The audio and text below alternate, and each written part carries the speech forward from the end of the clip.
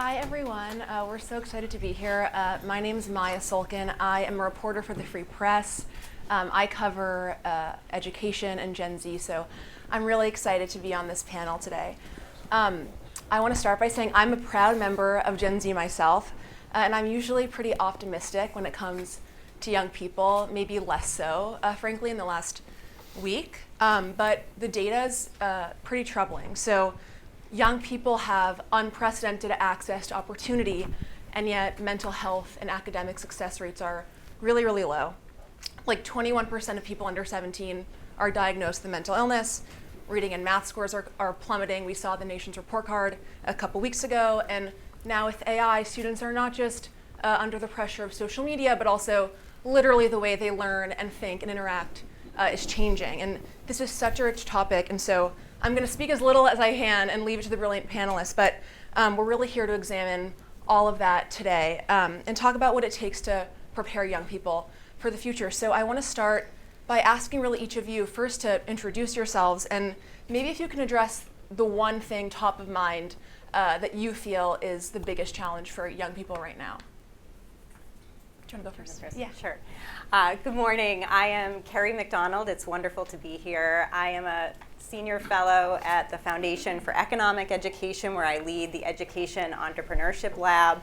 I'm also the Valinda Johnson Family Education Fellow at State Policy Network, an adjunct scholar at the Cato Institute, and the author of the new book, Joyful Learning: How to Find Freedom, Happiness, and Success Beyond Conventional Schooling, that was just published last month.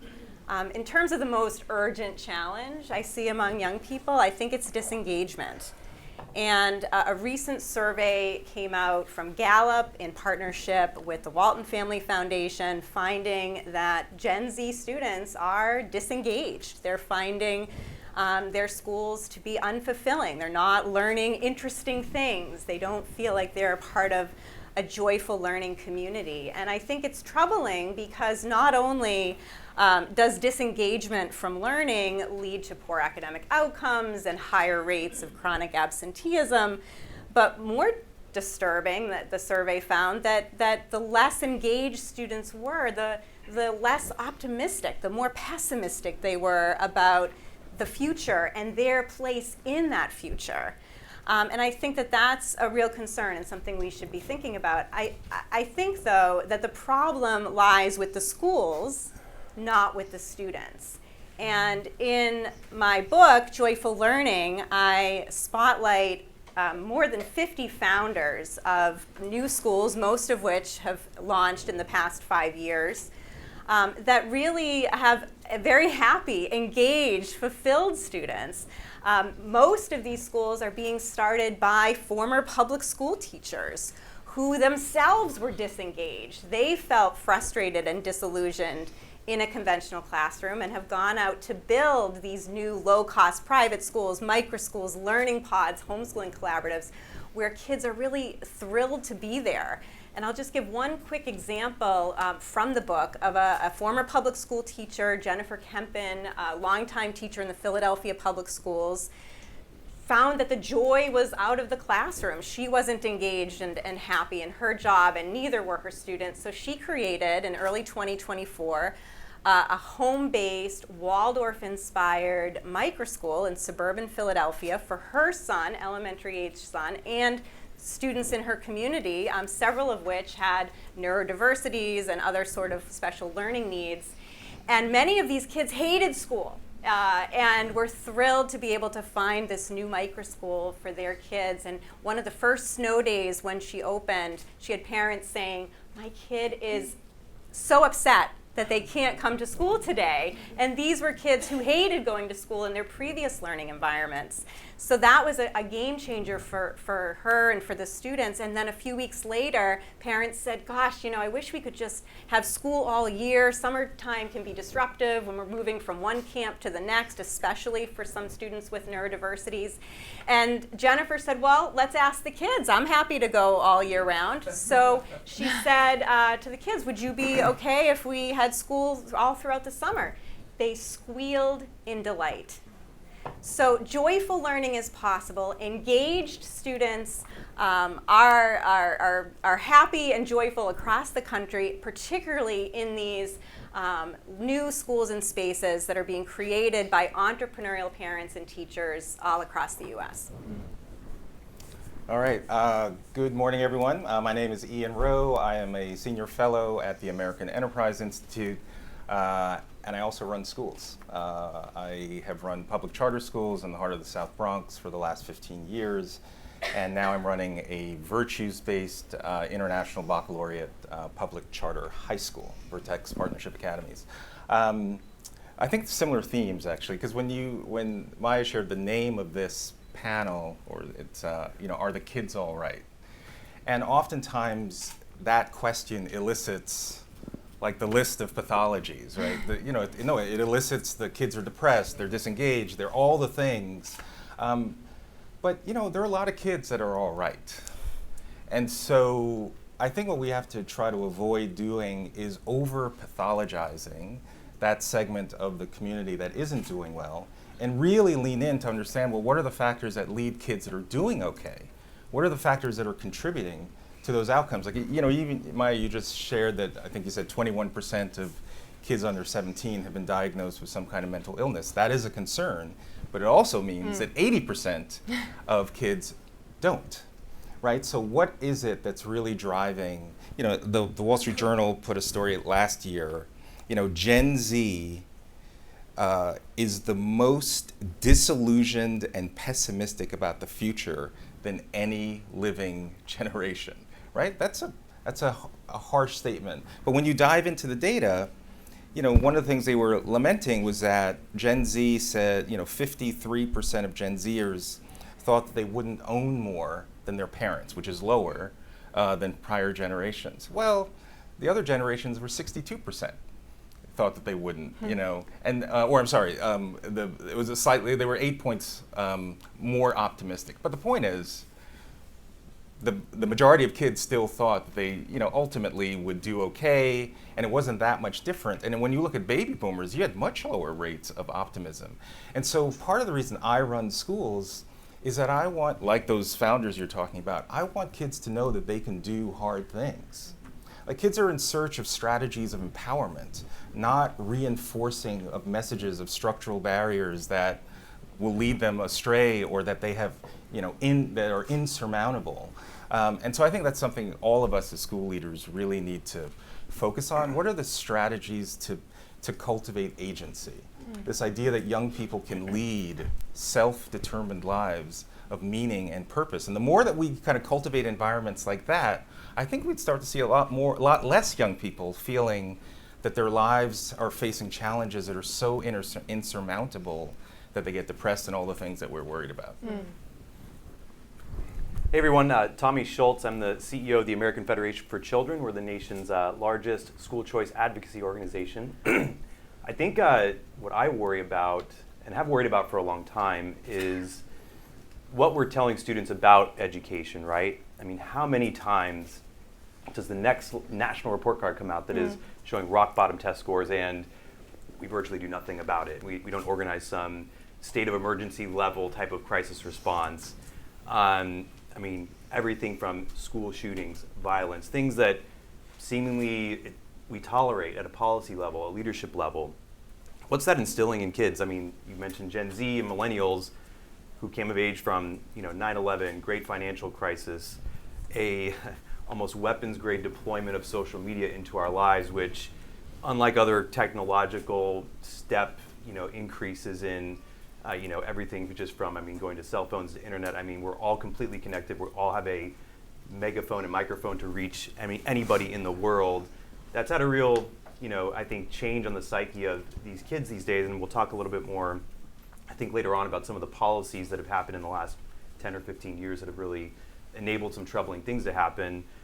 All of which, when you look at the last week after Charlie Kirk's assassination, it's been troubling to see the open celebration of an assassination of a private citizen, of a young person. And I think, too, this isn't just, looking at the top media headlines. I've had personal friends where their kids are in public school classrooms where the kids are openly cheering about this. And kids are recording the openly cheering about this. That's a cultural rot that I'm not quite sure we can undo very easily. And so I'm entirely optimistic about amazing leadership that we have at the school level, folks like Ian, schools you profiled, the leaders you profiled. I think this could truly be the golden age of education in America based on some of these major policy changes that we've made at the state and federal level, particularly when it comes to school choice. But I do worry about this cultural rot that I referenced. So that's what I brood on at night. Me too. Richard? Well, good morning. I'm Richard Whitmire. I'm a longtime newspaper reporter. My last day job, which is like 15 years ago, was on the editorial page of USA Today, where I started writing about boys falling behind in school. And when I left, my first book that I wrote was Why Boys Fail. And at the time, I really struck a nerve with that book, and I thought, I'm going to keep at this, keep writing op-ed, maybe writing another book on this. And then I realized that nothing was going to change. There are too many impediments to it, and I went on to write other books, but it was never solved. And so we're coming back today to look at these boys' problems. If you look at the data that is referenced here and you scrub it a little bit, you'll find that we're really talking about boys. And the biggest problems, of course, you'll find among low-income, white working class, minority boys, but they're not alone. My guess is that I look around this audience here, and you think about your own kids, your neighbors' kids, your nieces, your nephews, you're going to come to the conclusion, or at least a lot of you will, that, the girls are doing a lot better than the boys. I mean, I did that assessment in my own family, 10 nieces and nephews, and I thought, wow, what's going on here? So what is going on? If you look at high school data, just to generalize, the girls are in the top 10% GPA, the boys are the bottom dwellers. When I was researching the book, I loved to find high schools that had multiple valedictorians. 16 valedictorians all tied for first place. And inevitably, there'd be like 15 of them would be girls, or even 16. And if you then look at the college-going stats, they get even more stark. Far more girls than boys go to college, and more importantly, far more girls end up earning degrees from colleges. So the thing about this is that data that I just summarized, that really hasn't changed that much over the past decade. But it needs to change, because what's missing, especially among the boys, are literacy skills. And I'm not talking about just reading books. I'm talking about economic survival in a knowledge economy. And I often think of my wife is in the TV end of this business. And when she, many years ago, first joined a bureau here, she was the first female producer in that bureau. You go into any of these network bureaus here, and it's going to be almost all women. Don't be fooled by all the male talking heads. It's the women who run this. And why?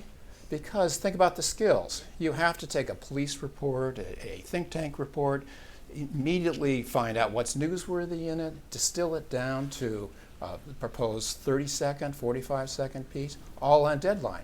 Now these networks, they bring in interns that are half male, but the males don't cut it and they don't get hired. So what's happened? Why have we reached this situation? And there are lots of factors, but the one that I found is also the one that can be fixed, I think. It hasn't been, but I think it can be. And it dates back to 1989, when then President Bush and 49 governors got together in Charlottesville to propose education reforms, which is very noble of them. And they wanted to boost college readiness. And they essentially pushed literacy skills down by 2 grades in elementary school. And what that meant was that girls can do it and boys just can't. And boys fell behind. They decided that school was for girls and embraced video games. And video games got the blame, but they're not really to blame. So what can be done? It's something actually can be done, because schools did this with girls about 15 years ago with math and science. They turned it around. And you can see this in the surge in the number of women in STEM careers now. They could do the same for boys, but they haven't. I don't need to repeat back to anyone in this room the stereotypes about Gen Z and Gen Alpha and young people, but they're not totally unbased in reality. Ian, a lot of your work is centered around building resilience in young people. And I think that has really struck a chord, and we ran a piece in the Free Press that basically said pathologizing everything is a really sure way to make everyone feel like something's wrong with them. Yep. And I wonder how you think about building resilient young people and what your kind of time in this space has shown you. Yeah, I mean, I think this is fundamental. I wrote a book called Agency, and you'll probably hear me say that term lots, because I think it's a really fundamental concept. We live at a time where many young people are hearing these what I call these meta-narratives that make it seem like these hurdles in their lives are insurmountable, right? There's the blame the system narrative where, based on your race, your class, your gender, the country itself, America is a racist nation, capitalism, the systems are rigged against you, that you just hear this over and over and over and again, that you as an individual kid, you can't overcome these systems that are designed against you. And then there's this other narrative I call blame the victim, which says if you're not successful in this country, it's not America that's the problem, you're the problem. Like you, as an individual kid, you didn't pull yourself up by your own bootstraps, you didn't take advantage of all these opportunities that existed for you in this great country, right? So between blame the victim and blame the system, right? So either the systems are rigged against you or you haven't been strong enough to overcome them, right? So that doesn't leave a lot of room for kids to navigate, well, what's my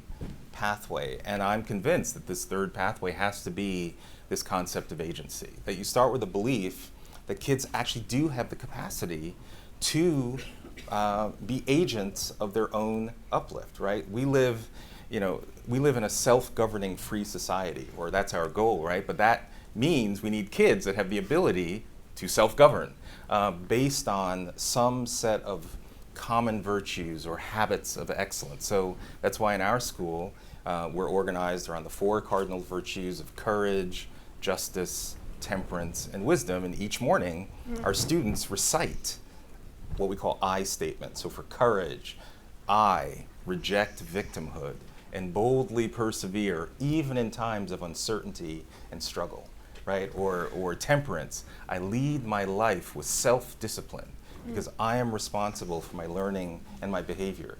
These are powerful words that our kids say every day, and they aren't just words. I mean, initially they're just words in your head, but ultimately they become habits of their heart, and also how we live together as a community. And so we spend a lot of time saying, whatever you may be hearing outside these walls about all the things you cannot do, we're here to help equip you with the tools and the mindset that allows you to overcome the very real barriers. This isn't some naive way to operate. It's just that kids want strategies of empowerment, like fundamentally, not the same old, why we can't achieve. Richard, I wanted to ask you, in recent years, there have been so many articles in the New York Times and the Free Press about the state of young men. You wrote your book in 2011, and I wonder if you can kind of tell us what you saw before so many of us did, and what's changed since then, what hasn't, and maybe to end on a positive note, what can really be done because the problem hasn't changed. I'm struggling on the positive note here. But let me start off from the beginning, how I got into this. Most people get into this because I've got sons who are struggling in school. I got into it because I have 2 daughters. And I started showing up at school, and I remember first grade class with our oldest daughter, and they were asked to make letters, and the girls had these nice swooping letters, and the boys were going like this, and like scraping holes in the paper, and I go, wow, what are the odds that I ended up with so many special ed boys in one class? And of course, I was wrong. They're not special ed, they're just boys, and they had a hard time with the early literacy skills. And, I started tracking it then. I'd follow my girls through school and, to get into high school and start thinking about colleges. And they were convinced that they had to get better grades, higher test scores, et cetera, to get into the same colleges that the boys would be admitted to. And guess what? They were right. So the college data is pretty interesting. And as I look at it, I actually became very sympathetic to colleges, admission directors who put their thumb down in favor of admitting boys. And famously, the admissions director at the College of William and Mary once said, "This is the College of William and Mary. It's not the College of Mary and Mary." And that is what they're fearful of, and what they don't talk about is that bad things start happening when you get beyond a 60-40 ratio, 60% female and 40% male. The guys start taking advantage of the girls. And I found that revelatory. The other side issue I got into was the marriageable mate issue. Why should a woman choose a guy who's not going to bring that much income to the house and not that much help?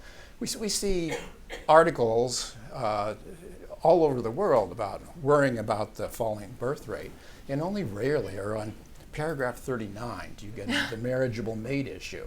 But I think that's a big deal.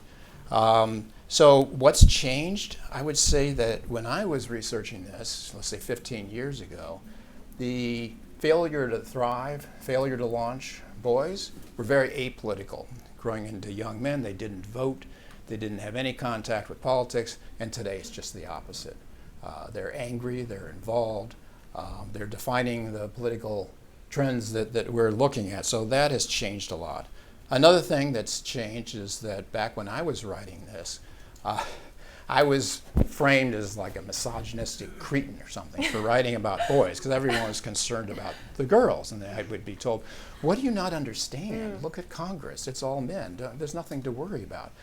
Whereas now that has changed, because the problem has just gotten too blatant. We even have the New York Times writing pieces about the problems with boys. That would never have happened 15 years ago.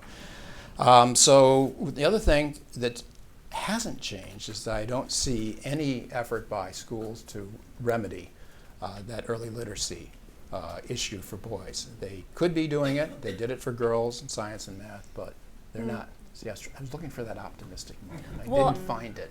I mean, And one, Carrie, maybe you. Oh yeah, go ahead. well, I just want to say one thing. When we're talking about boys, we can talk about all those things: early literacy, apprenticeships. There are many things that we can do. We also have to address the elephant in the room. In the community I serve in the Bronx, the non-marital birth rate is 85%, right? So nearly 9 in 10 babies are born outside of marriage. And so when you see the explosion in the numbers of kids being raised with distant fathers, in single-parent households, again, it's not a guarantee that kids, outcomes are going to be bad for a kid raised in a single-parent household, nor is it a guarantee if they're raised in a married two-parent household are the outcomes great. But we cannot have a conversation about the crisis facing boys without also squarely addressing the issue of non-marital births. And there are things we can do in schools, teaching things like the success sequence, which hopefully most people are aware of, but education, work, marriage, then children yields 97% likelihood of avoiding poverty and emerging into the middle class and beyond. We have to be honest. And sometimes I think particularly on the boys issue, there seems to be just this absence of talking about how that fundamental issue affects boys disproportionately. It affects girls too, believe me, but disproportionately affects young men. I was going to ask you, Carrie, you mentioned in these micro schools, homeschooling, kids are really excited to go to school. Presumably, some of those are boys. I wonder what are the kinds of things that are making them sad to miss, a snow day. Right. Yeah, I mean, I think we're really at this stunning moment in the history of American education where we're moving from a top-down system that's largely been defined by standardization and stagnation to one that's increasingly defined by individualization and innovation, largely due to these entrepreneurial parents and teachers who are imagining new ways of approaching teaching and learning that keep kids engaged, that are focused on each individual child, not a collective of students. And now we have, digital technologies and various curriculum resources that makes that sort of differentiated, individualized learning possible. And in Joyful Learning, I really come up with sort of two main themes that permeate the book and also that I'm seeing across the country as I visit these new schools and spaces and as I interview hundreds of the founders of these programs. And the two kind of key characteristics are variety and choice. And in terms of variety, there's something for everyone now. And we're just going to see more of that as we have this bottom-up, decentralized educational marketplace emerge. That families are finally able to find a school or space that is aligned with their needs and preferences, with their individual values and viewpoints. And that could be a faith-based program, that could be a secular program, it could be a progressive school, it could be a conservative school, it could be an LGBTQ plus school, it could be an Afrocentric school. There's all kinds of models and methods that are sprouting across the country and that represent different educational philosophies and approaches, from classical schools to self-directed learning centers, Waldorf, Montessori, and so on. So there's really something for everyone. We're finally starting to see that choice, variety, and abundance in K-12 education that we enjoy in all other parts of our lives, and it's because of these entrepreneurial educators making that happen. And that's happening, the sort of the second theme is choice. That's happening all across the country, including in states like mine, Massachusetts, that has no private school choice programs. But it's certainly accelerating in states with robust school choice programs that enable education funding to follow students to their preferred educational environment, particularly when states like Arizona and Florida include microschools, learning pods, homeschooling collaboratives, tutoring resources in their policies that make these make access to these innovative models again much more accessible. So just yesterday, actually, at the House Oversight Committee, someone referenced a study, and the numbers were pretty stark that showed the kids coming out of choice programs are the most civically engaged. Tommy, I wonder if you can kind of tell us if you were surprised by that and what those results tell us about education reform more broadly. Sure.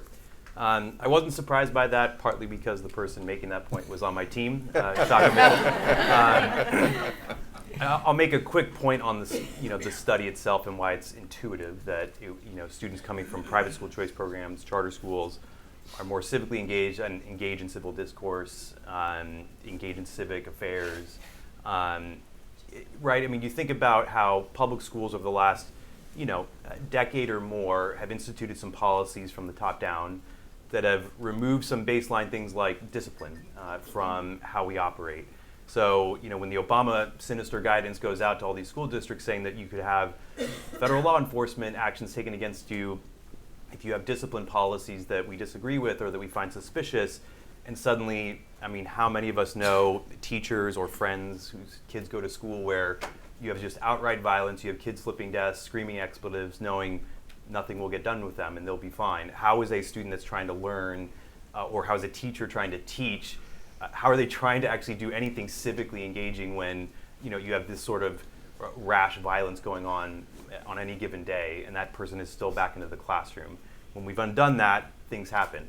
Then you look at the leadership problem that I would say. When you look across the public sector unions, the labor unions that are organizing in our schools and all the employees in these schools, you look at what their comments are like, or the superintendents associations, the school boards associations, all they're talking about is money. They're never talking about cultural and civic engagement. They're just talking about how do we squeeze more money and power and control over this system. And what did they do when Betsy DeVos is getting confirmed, and then when she becomes Secretary of Education, that she's facing such a wave of threats that for the first time ever, a U.S. Secretary of Education has to have 24-hour U.S. Marshal protection, hundreds and hundreds of credible threats that they had to investigate and chase down, some people being put in prison for these credible threats. All they were doing was still calling her evil. The public school leadership was saying she's cruel and evil and is going to ruin the bedrock of democracy, which is our public schooling system. And then a few years later, when parents tried to civically engage in a process about the reaction to COVID and the curriculum they're seeing in their schools, they go to their school boards, as Linda McMahon said earlier, that you should go to your school boards. Well, then what happens when the Department of Justice starts colluding with the school boards associations to say we should label some of these people as domestic terrorists, right? What kind of chilling effect on civic engagement are we having when the students in the classroom are seeing that discipline doesn't matter, I guess, and my learning doesn't matter, how you civically engage with violence, right? Or the leadership of these big schooling unions, of the people in the associations that run our schooling system are really doing nothing productive to engage this. It's no surprise that Ian's schools and the private schools across this country too, who have specific goals about character formation, virtue, cultural things that really delve into these like specific items of getting kids civically engaged, debating peacefully, and when our public schools system and the leadership of them is just saying, no, it's really not that important. The latest salvo being Randy Weingarten's on a book tour accusing basically anybody that disagrees with her as a fascist. It's on the front page of her, the front cover of her book. It's not surprising that an old study showed that, yeah, the kids in choice programs are civically better engaged and more civil in society. I could only imagine the disparities that we would see in an updated study that maybe goes on this year or something like that. It's pretty radical how far things have fallen over the last decade in particular, I'd say, and around this idea of civil discourse coming from our K-12 system. Yeah, I mean, I think a lot of the conversation around civil discourse is focused on higher education, which I write a lot about. And I think there's this kind of misunderstanding or this idea that kids get to college and their minds are just closed. And that's not true. Yeah. They've been in school for, at this point, over a decade. They're in high school classrooms. And, Ian, you wrote an essay in the wake of Charlie Kirk's assassination that basically pointed to a really alarming fact, which was that at Utah Valley and at Utah State, about 7,000 kids signed a petition to disinvite Kirk from their campus, which obviously did not happen. And I guess I'm wondering how you guys think about teaching the ability to disagree in K through 12, because that is arguably more important than even teaching it in higher education, so that by the time young people get, to the quad, they're willing to sit next to someone or study with someone or talk to someone they fundamentally disagree with. Yeah, again, a fundamental point, because we don't want silencing through violence, and we also don't want silencing through cancellation, right? So it is true. I mean, a week ago or a week and a half ago, before Charlie Kirk came onto campus, there was a lot of fervor to try to keep him away. We can't. He's not inclusive. He's a fascist. All of the things, right? So 7,000 kids across these two universities signed petitions to say disinvite him from coming. And to their credit, Utah Valley and Utah State said, no, we actually have to affirm that intellectual diversity means listening to all opinions. And unfortunately, this young man decided to take that invitation to deliver an assassin's bullet. But I wrote my essay as school leaders, we have to think about what's the academic pipeline that's leading 7,000 kids to say that the only way to resolve this issue is to shut them out in the first place. And you look at the data, the FIRE did release a survey at the higher ed level. A third of college students think really it's okay to use violence to cancel a speaker. 75% say it's okay to shout down. So these numbers are scary at the higher ed level.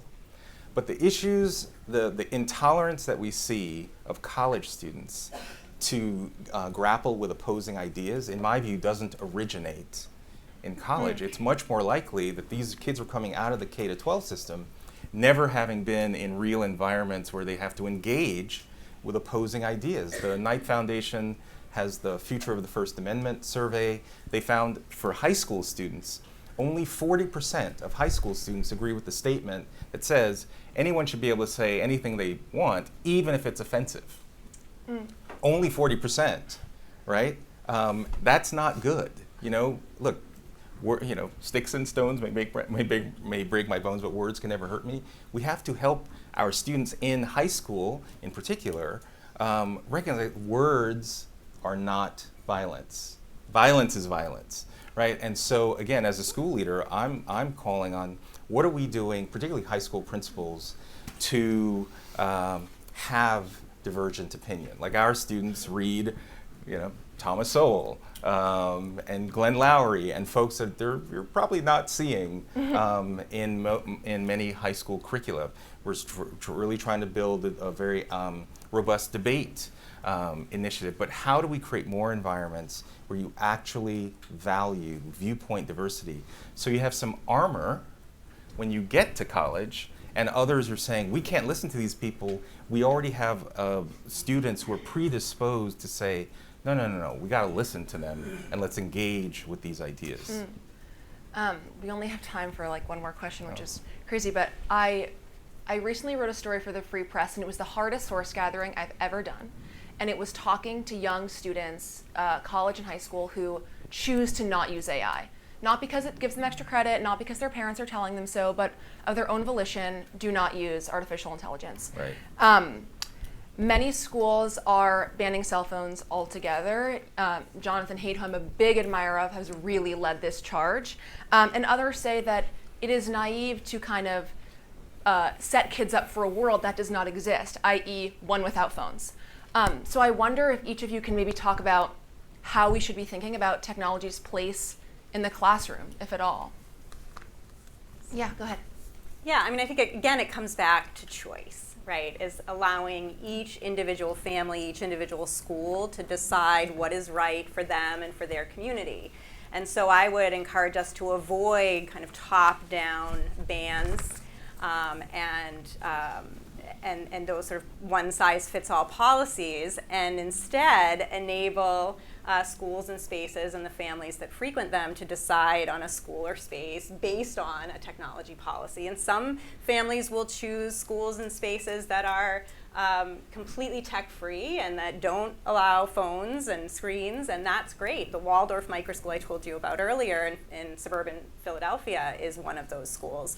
But then there are other schools who will say, you know, smartphones and screens are the most important tools of our modern culture, and to ban them from the classroom is backwards. And those families who value that viewpoint will flock to those schools and spaces. So I think, again, it comes down to individual choice and freedom. When we opened Vertex in 2022, we had a trust system. Kids can have their phones, just don't use them, right? Are we, shake hands, are we good? Completely ridiculous. It was horrible.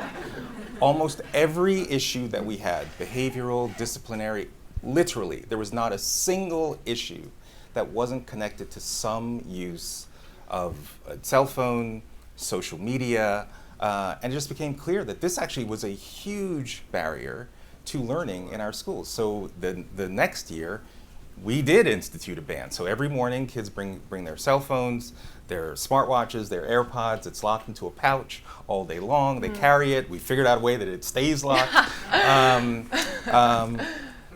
So now it's been 3 years, right? If we were to bring back a cell phone policy, our kids would actively say, please do not. Wow.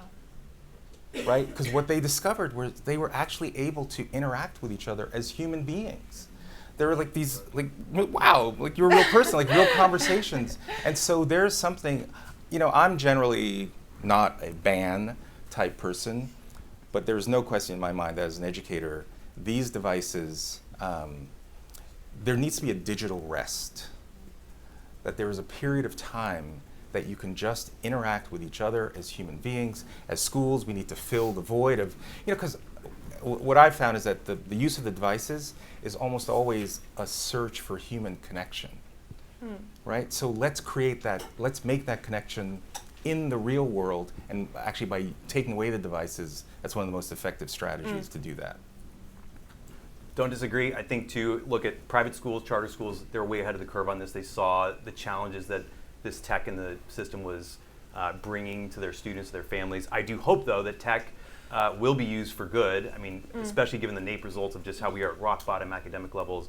There's a lot of great new micro schools, and you know, Secretary McMahon mentioned Alpha. You know, Primer, Ryan Delk's here. They're using tech in a really positive way to accelerate math and reading gains for kids. That has to happen, but that's different than just saying, hey, give a kid an iPad, unfettered access to the darkest corners of the internet and AI, pornography, you name it. Sort of like there's a difference between like penicillin and fentanyl, right? I mean, They have all that sense. at night. Well, let's try to. So again, these schools of choice were way ahead of the game, just like they were with COVID. You know, reopening schools safely, et cetera. And so all the more reason why we need these school choice policies to flourish. Yeah. Well, in the last 32 seconds that we have here, I think there's been a lot of discussion about the NAEP scores and not enough discussion about one really striking feature in the NAEP scores, and that's the dip in reading ability by girls, and including upper SES girls. This we haven't seen before. and including in math, but it was the reading one that was most striking to me. Yeah. And there's only one explanation for that, and that's social media rather than reading books. I could talk to you guys all day. Yes. Thank you so much for being here. Thank you guys for listening. It was really an honor to be on stage.